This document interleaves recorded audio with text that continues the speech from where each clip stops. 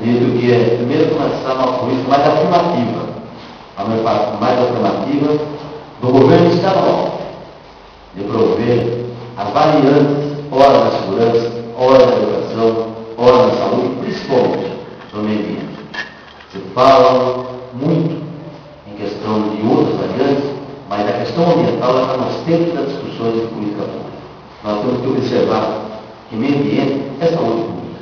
Quando deixa de nós termos um saneamento básico naquela comunidade, você está potencializando a ida dos filhos daquela família a um posto de saúde.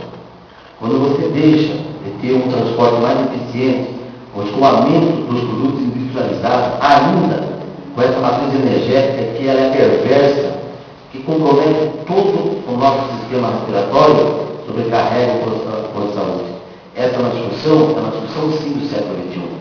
Essa é uma discussão que nós queremos estar falando com o governador e numa integração com o prefeito de Sorocaba e com os prefeitos da região.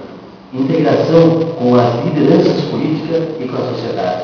A segurança pública é um caos, lamentavelmente, não por falta de empenhos policiais que estão aí, por falta de uma política mais agressiva no combate ao crime organizado. Nós teremos sim energia, ação mais próxima da população nesses três temas que você citou: a segurança, o meio ambiente, a questão da educação. A educação é o centro também das políticas públicas.